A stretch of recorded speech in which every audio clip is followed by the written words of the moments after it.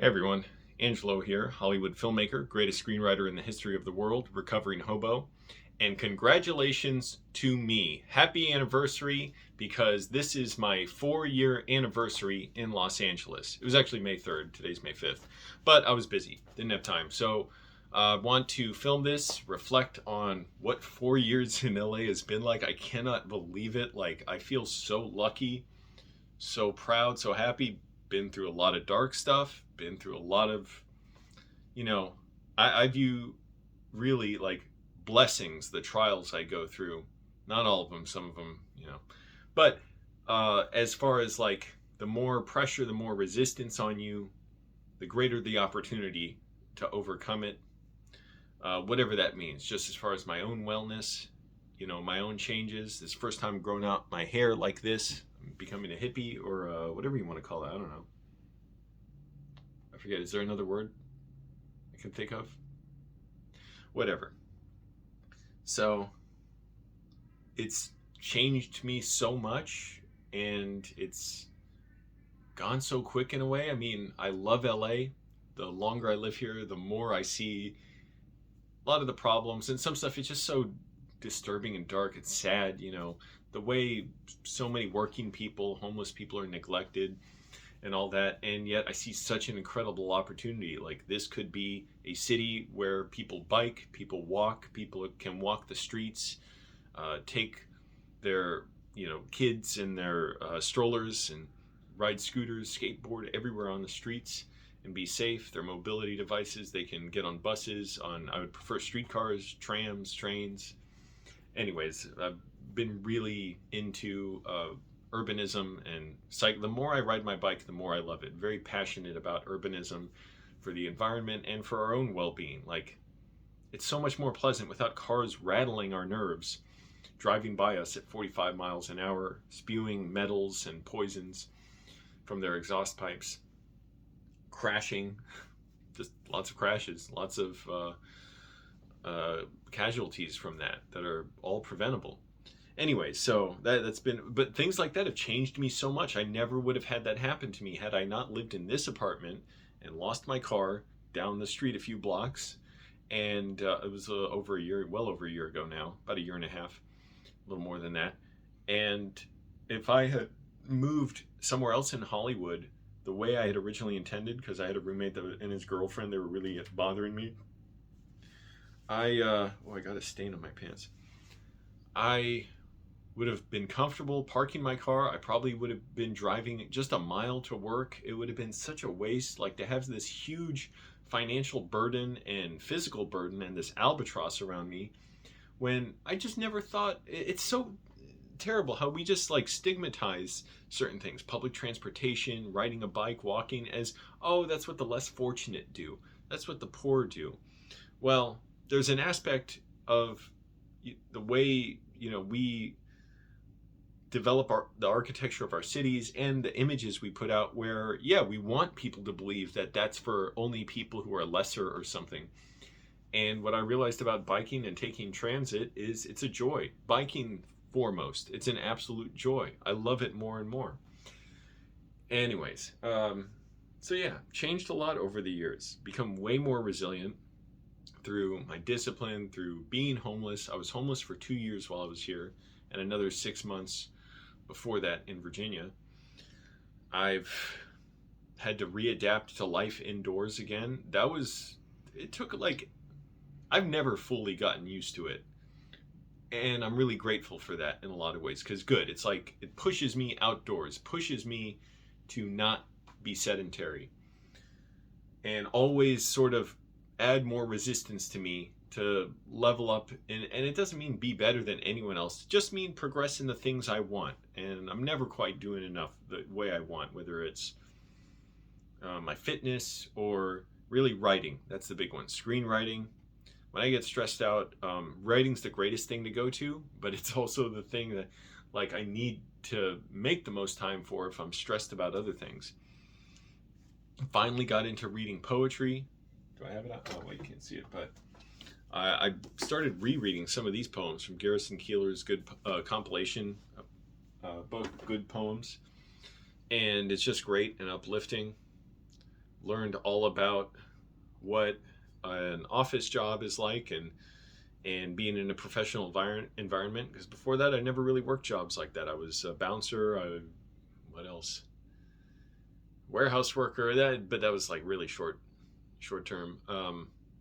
Well, a few months, but a bouncer for a couple years, and I washed cars and whatever.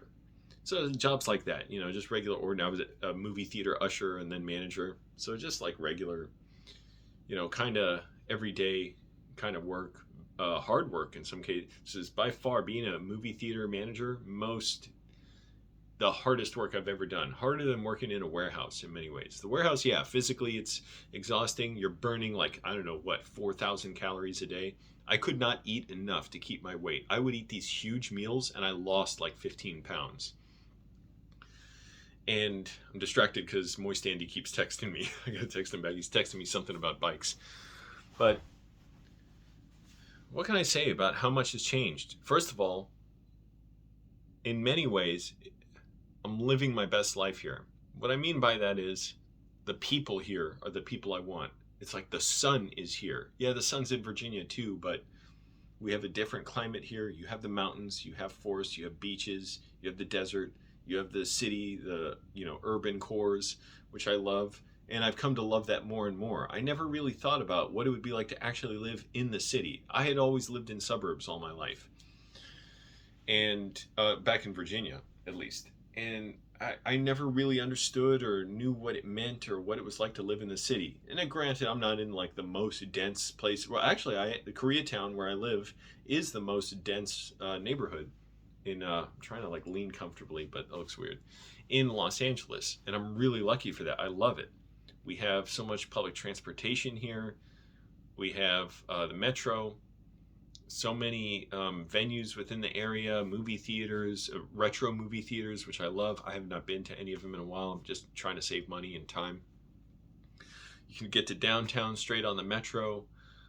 You can get to so many things. Now, the bike infrastructure needs to be in place. We should be able to bike anywhere in LA. Think about how that would reduce traffic and how it would benefit people's health, both from riding and the actual exercise, from reducing the stress of traffic, reducing traffic accidents, crashes, deaths, and benefiting our health long term in terms of reducing emissions, the health of the environment, to have a more livable world, lower asthma rates, lower cancer rates, less stress from the noise of cars around the noise pollution, and less stress from feeling the sensation of cars blowing by you on stroads or even smaller streets, and knowing you're confined to this tiny strip of sidewalk where two people can barely pass each other in a lot of places. Just you get this feeling of alienation and that people are not prioritized, but cars are. I drove a car for the first time yesterday in over a year, and it was so strange. I drove it fine, but I was like, it was like a dream. I was like dissociating in a way. Not like I was like all scared and loopy, but I'm like the sensation of speed in the car. I had to drive a friend's car. We were coordinating. We had to both go somewhere and then pick up another car and go back. And the sense of speed was so different from being on a bike, and it made me realize even more like, oh, that shows how much safer it is to be on a bike than to drive a car. You have this huge deadly machine that amplifies your power so much. It gives people this false sense of invulnerability. People get road rage that normally you would never, you would normally never treat someone like that face to face. And I have seen people be rude, like as far as traffic in person. I remember working at this bar in Fairfax, Virginia, Fast Eddie's, that no longer exists, and it was a real eye opener as far as the chauvinistic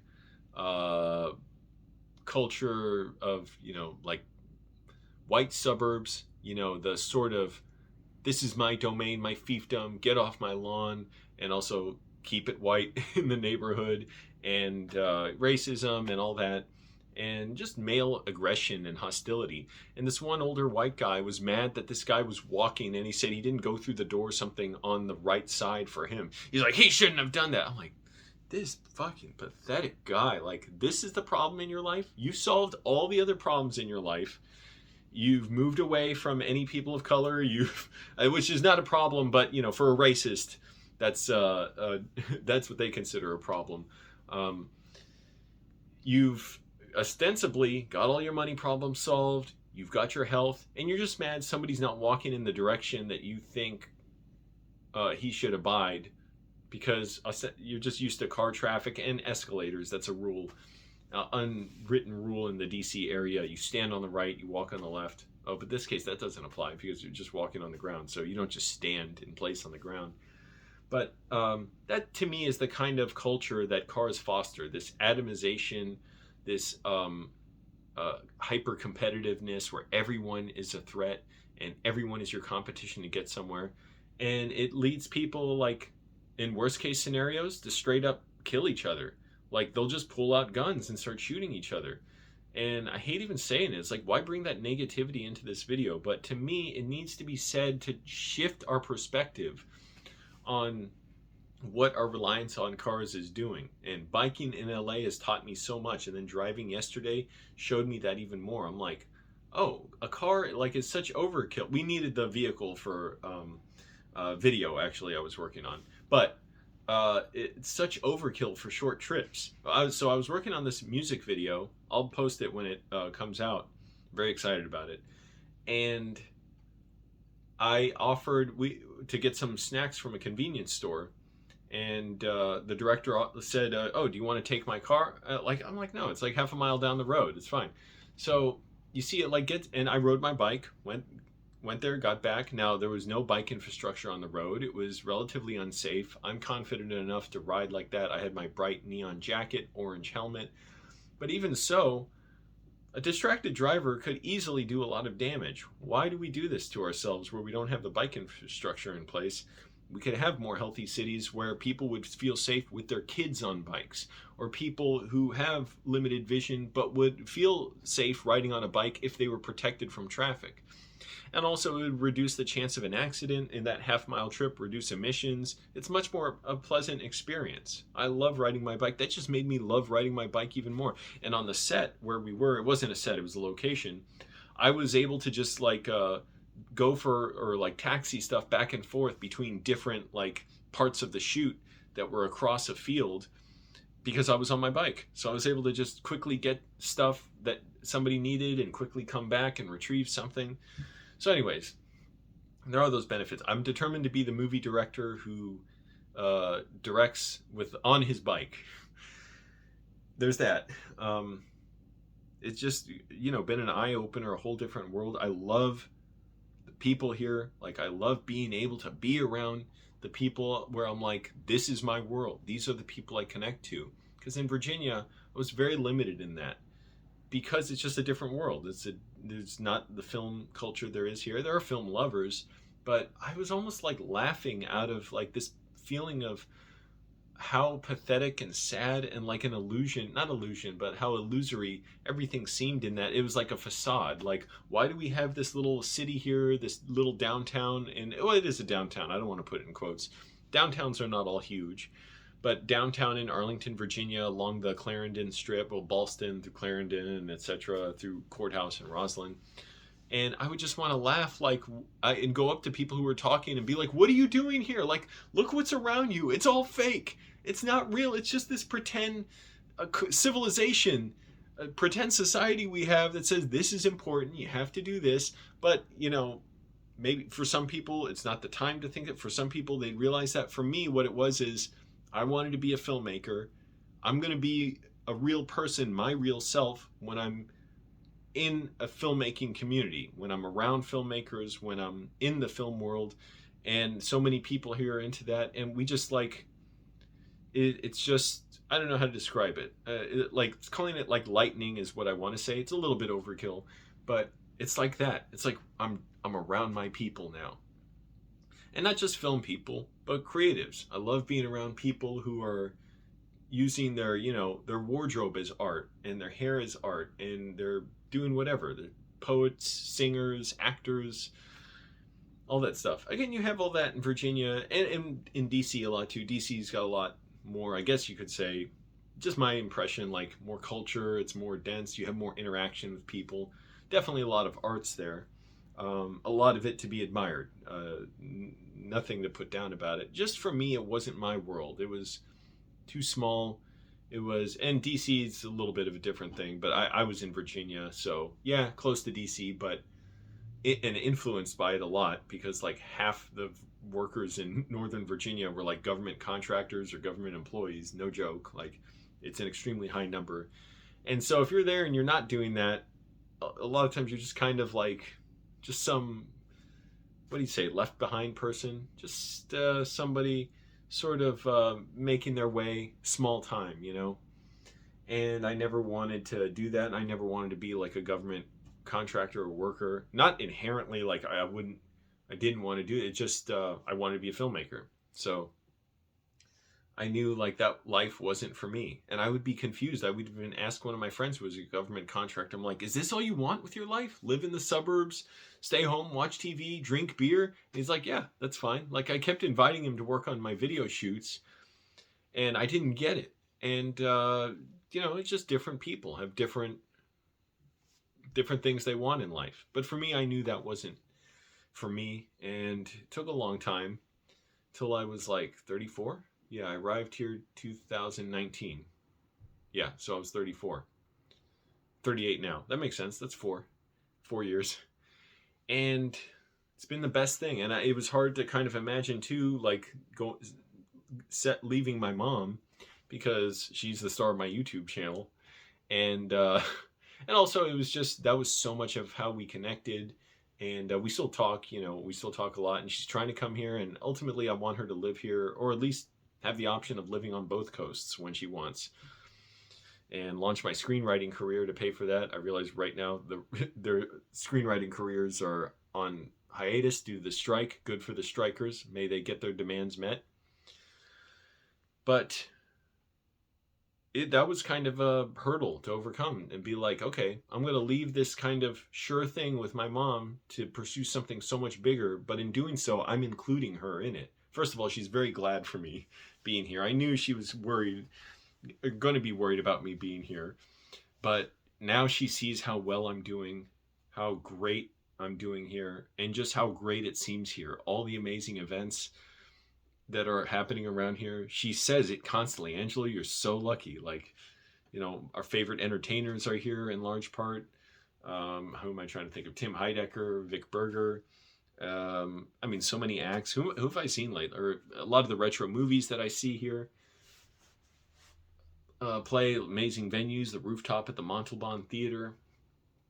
I'm trying to think who else have I seen perform. I haven't been to many shows lately. But regardless, met Noel from Dr. O'Dub on YouTube, who plays Steve Clymer. I've worked on videos with him. And he let me use his venue, Sunspace, as an office for 6 months. That was while the pandemic shut down the libraries and I couldn't shower at the gym because the gyms were closed. That was some of the most beautiful months of my life. Those were some of the most beautiful months of my life. Just this sort of weird in-between place where I'm just getting to use this venue, this performing arts venue, as an office while I was homeless. And he was just totally cool with that and open with it. And, you know, we were already on really good terms, so it's not like I would expect he'd totally be fine with me doing that. But I don't know if I ever asked him to do that. But anyways, that was amazing. And the connections I made through there that have been so solid. I'm like, yes, this is my world here. Living in an apartment. I've never lived in an apartment before. Don't know how long I'll live here. Because now here's the other thing. LA has brought so many more challenges and problems than I could ever expect before. I don't know what it is that brings them to me. Is it partly just trying to be as honest or true to myself or whatever, and it provokes people and brings out whatever, or whatever? Or just, and what I mean by that is even in ways that people don't see. Like I didn't do anything to the person who crashed into my car while I was sleeping in my car. But, you know, by me just trying to be a filmmaker, and being homeless was the way to do it, in addition to not save money. I just had to do it. I couldn't be sedentary in my home anymore and work the same job. I realized my body was lying. Like I couldn't convince myself anymore that I was this fake thing. That, no, you know, I'm doing this other thing. It was like saying, Angelo, you're lying to everyone. You're a filmmaker. You're a writer. You have to do that.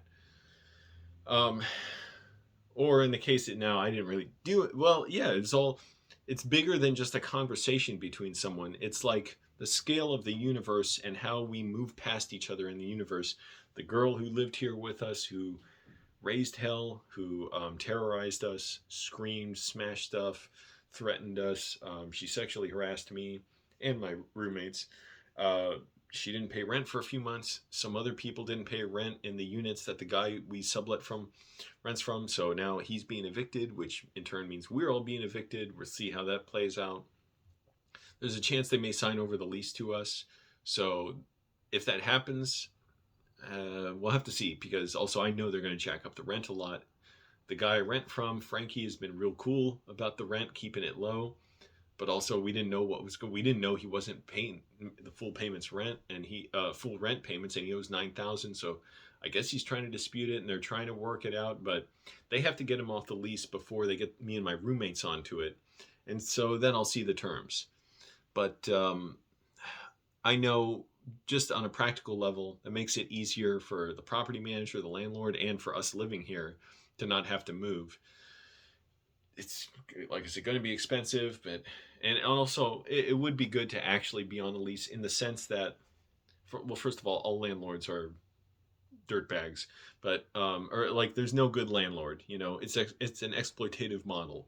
If I'm going to be on a lease, let me have equity in the home. Let renters have equity in their homes, so they're not just pouring money into your pocket. But I know I need to build my credit at some point, so that's a little silver lining. I'm not terribly worried about it. Like, I have savings, but my credit is so freaking bad because I had the bankruptcy. So at some point, I'm sure it'll need to be improved. But worst case scenario, if I wanted to get a prepaid debit card or something, or a credit card, but I actually looked into that. I don't know how much I'd have to pay to put on there, but it would be a lot.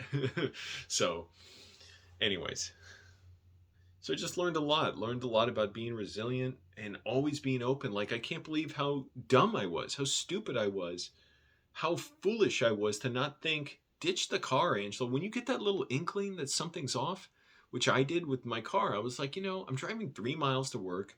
I'm storing this massive thing, this vehicle, on the street, like 5 blocks away, constantly paying for it every second. It's paying, I got to pay insurance, gas, like all that money. You work it out every second of the month, it adds up. And well, it adds up monthly.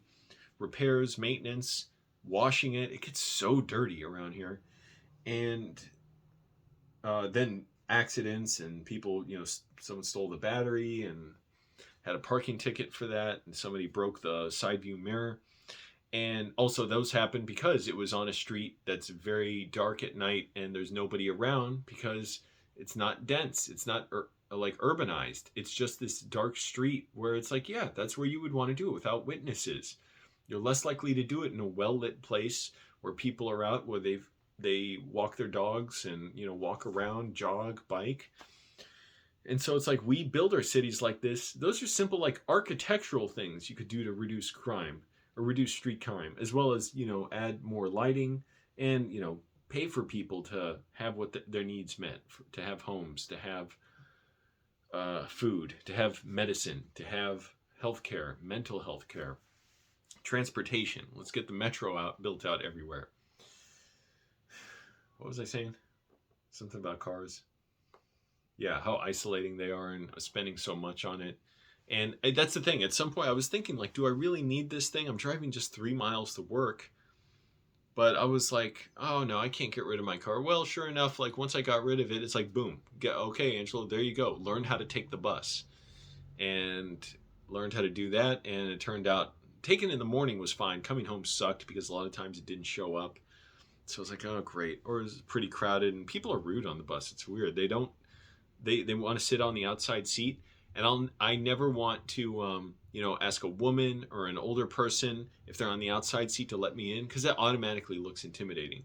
But if it's a younger guy, yeah, I'll be like, excuse me, can I sit there, or whatever. And it's always, oh, I wanted the seat for myself. Just rude, just selfish. Anyways, I would like it if the bus operators, I'm sure they have really tough jobs too. Do not underestimate what they do.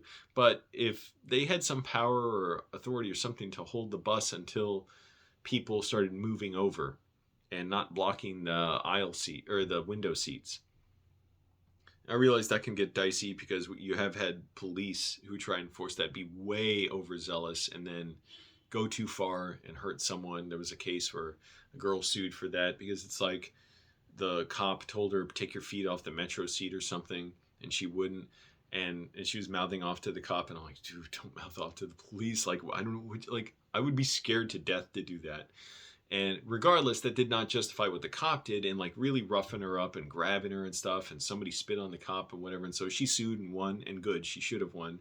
Because just because someone's doing something rude or inappropriate, like putting their feet on a seat, what can you do? What are you going to do? Like just be a like absolute fascist and like force everyone, under penalty of jail or something to behave right? It's like we got to deal with people more holistically than just find someone doing something that is rude, admittedly, and then taking it way too far. Because if you're just going to target people being rude, well, everyone's rude sometimes, or everyone can be perceived as being rude sometimes. I don't care who it is. I've had the nicest coworkers, the most genial, warm, thoughtful, like considerate people be treated by customers like they were deliberately targeting them or something.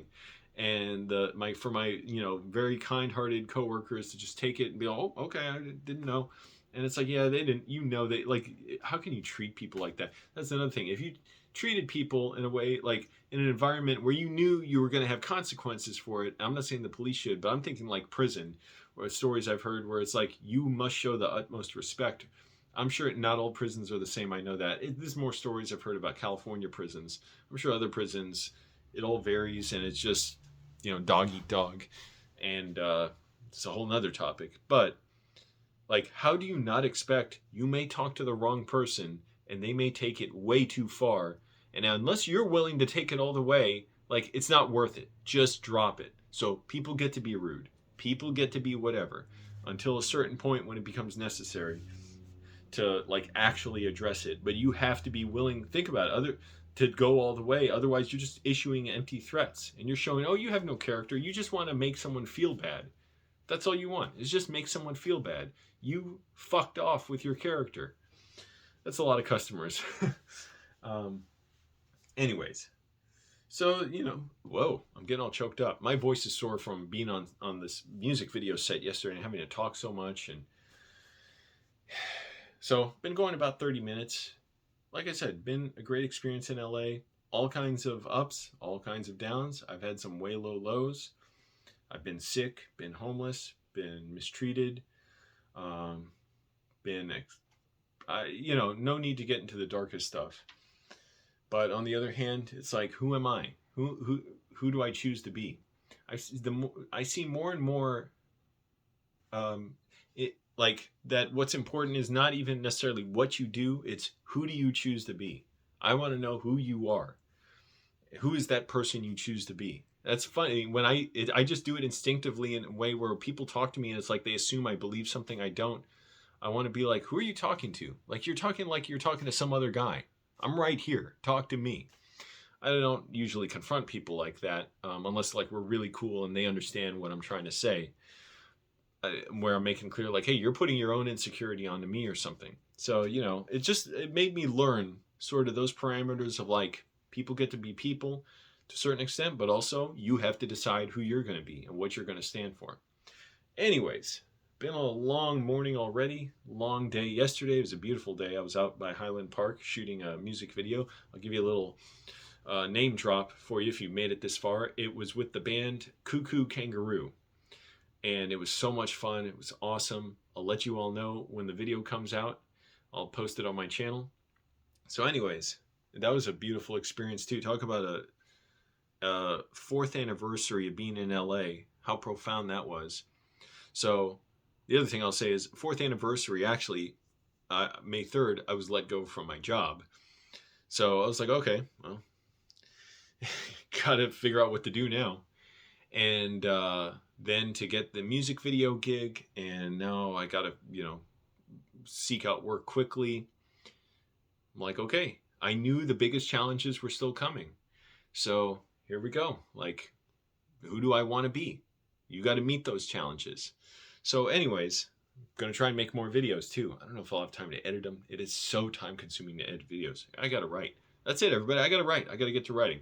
So thanks for watching, everyone. Let me know what you think. If you're someone who's moved somewhere or had some big life change, I'm curious how that's changed you as well. If you've moved to another city or another part of the world, part of me wants to. I don't really like traveling because also LA has everything I want, but it doesn't have like real dense urban areas with like walkable streets and bikeable streets and all that. It has some mixed up, mixed into car oriented streets here and there. But on the one hand, I would like to visit those places where, like, cities like in the Netherlands, or even a lot of cities that aren't all that great, but are pretty good for like biking and transit, like London, or a lot of cities in Germany and Japan, France, Spain. But I want that to be LA, and I want it to be all over North America and ultimately all over the world. But let's just start here in LA and lead the way on this across America, because we've been oriented towards cars for too long. Our roads are going to fall apart. Our bridges are going to fall apart. We're not going to have the money to keep supporting this infrastructure being spread out all the way to the suburbs. We're going to have to densify. When we do, let's make it joyous. Let's make it freeing. Let's make it so we have safe, beautiful communities where you can just walk out and everyone can afford where they live, and they can get the care they need and the support they need and be connected to each other. I'm so convinced more and more that so much of my depression in Virginia was from living in suburbs and being isolated from people, and both architecturally and physically and emotionally, and it was just so painful and it was so needless. So the more I see the connections I make here with the people, not only who are in my world of the creative world and film, but also being able to be out on transit and to walk and to bike, and events like Ciclavia, which there are more coming up, I'm definitely going to go to, shows me, oh, we're doing it all wrong. We've just done it all wrong. We decided poorly to orient our lives around cars, and they should be around people, bikes, walking, mobility devices, scooters, wheelchairs, walkers, strollers. Meaning just, people should be able to take back the streets and be safe. And streetcars, trams, the more densified the transit, to me, I believe, generally the better. So not just a streetcar, but trams, like bunch of basically a metro line on the street linked together or elevated. Anyways, everybody, thanks for watching. Let me know if you've moved somewhere and it's been a big change, how it's affected you, and click like on the video, subscribe for more, all that stuff. Bye.